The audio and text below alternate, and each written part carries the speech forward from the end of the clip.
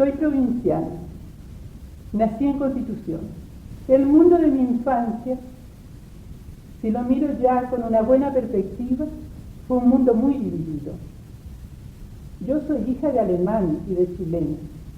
Entonces, por una parte tenía una familia rubia, rosada, de ojos azules, la de mi padre, y por otra una familia morena, de cabello ondulado negro, y resultamos nosotros pálidos y con cabello lacio y oscuro.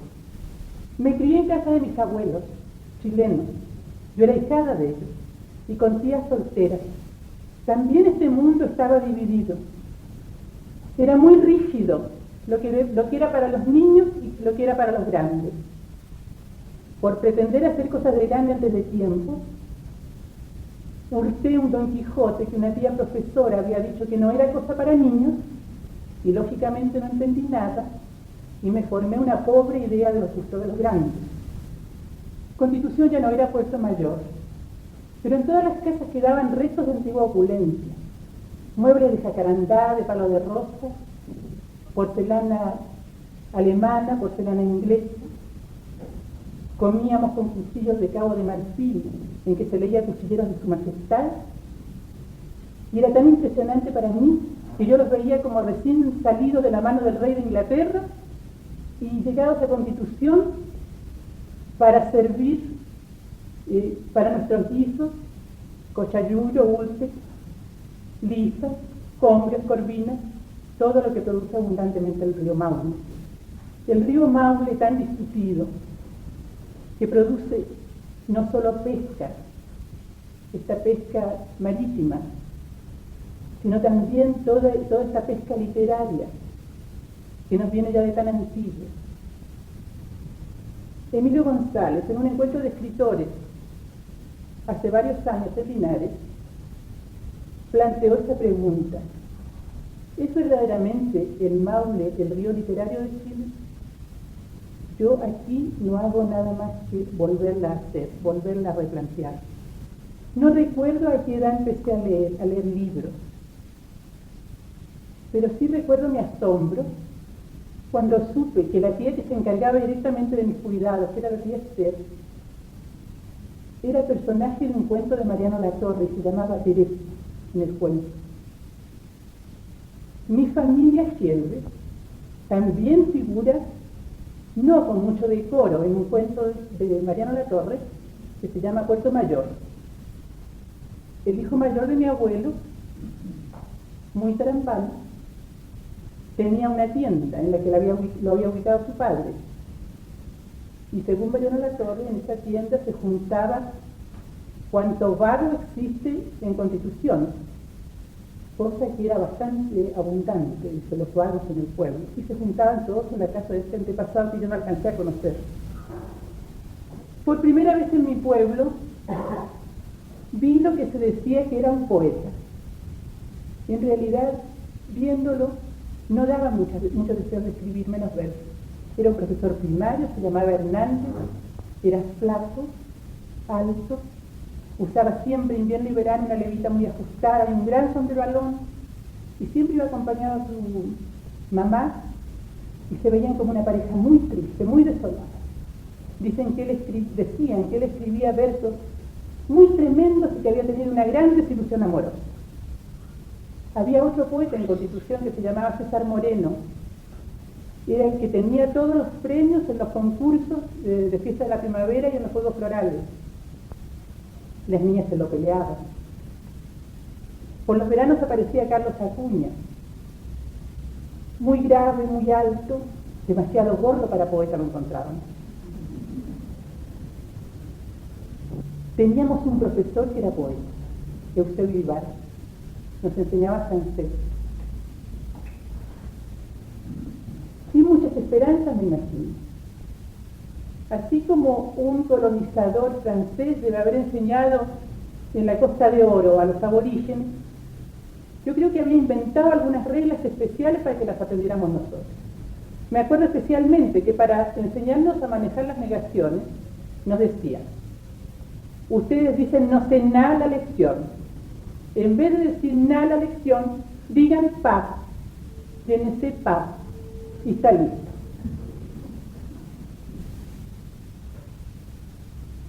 Un día vi en un pizarrón, al lado afuera de la Sociedad de Artesanos, la Unión de Constitución, un letrero que decía: hoy Pablo de Roca y Rojas Jiménez, recital, tendría yo 10 años. No, yo quise ir. Mi tía profesora dijo: no es para chicos. Siempre he pensado que irían a hablar Pablo de Roca y Rojas Jiménez a Constitución en la Sociedad de Artesanos de la Unión. Otra figura de poeta familiar para nosotros fue González Bastía, con su poncho de Castilla, paseándose en la estación Infiernillo, que hoy se llama González Bastía. En el Diario del Pueblo siempre se publicaba algún verso de González Bastía. Nosotros los aprendíamos de memoria, que teníamos una gran admiración. Una fiesta para mí eran las enfermedades pequeñas, los resfríos, las epidemias que nos iban tomando por turno a todos los hermanos.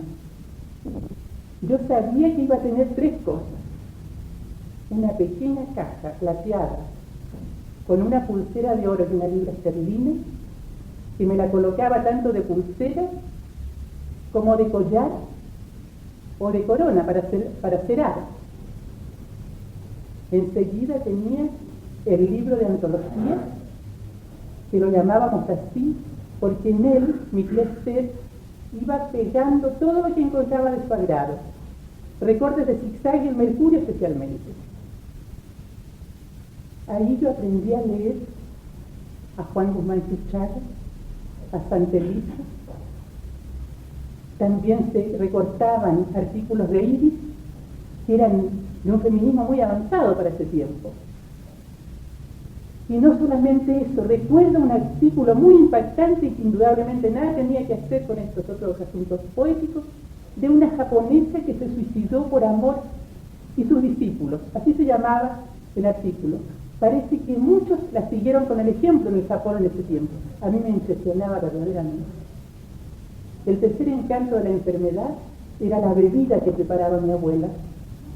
La bebida era una mezcla de pétalos de clavel o de azahar, según el tiempo, con azúcar flor y claras de huevo. Todo muy bien batido y que se tomaba con bombilla. Es uno de los recuerdos más encantadores que tengo de mi infancia. Estos 3 tesoros que encontraba cada vez que estaba enferma: la antología, el pequeño cofre y la bebida.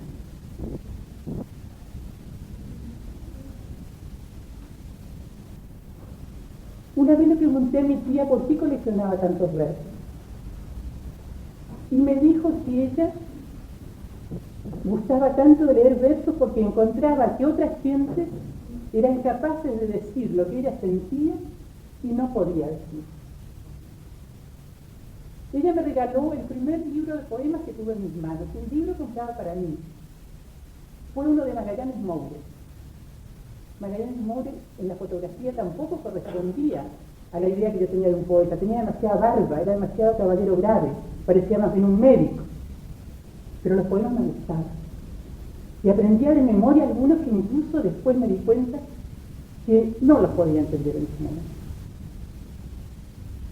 En ese tiempo también tuve mi primer encuentro con la pintura. Mis abuelos tenían una casa que la llamaban quinta, no sé por qué, cuando en realidad era solo un bosque, en una loma cerca del pueblo, con un corredor desde donde se veía el pueblo, el río y las playas de Tibolgo. Y los pintores eran muy aficionados en los veranos a ir a pintar desde ahí algunos panoramas. Entre ellos iba don Pablo Curja, iba Agustina Barca, iba un pintor que aún existe en Constitución, que fue discípulo de Abarca, Pepe Boris.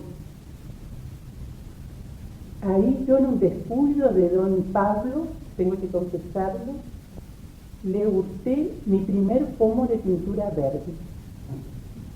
Nadie lo descubrió hasta que al día siguiente el delantal me acusó con una enorme mancha verde que no pude explicar. También en ese tiempo conocí y no conocí uno de los cuadros que más me hubiera gustado ver en mi vida. Existía en Constitución una señora de un pasado muy extraño que se llamaba Doña Eusebia, no recuerdo el apellido, o no lo quiero recordar, que se quedó por amores con un señor de Constitución. Esta señora había viajado por Europa, había aprendido joyería en Florencia, sabía hacer los más maravillosos botines para ella y pintaba. Tenía su sala privada de desnudos, cosa también para los grandes.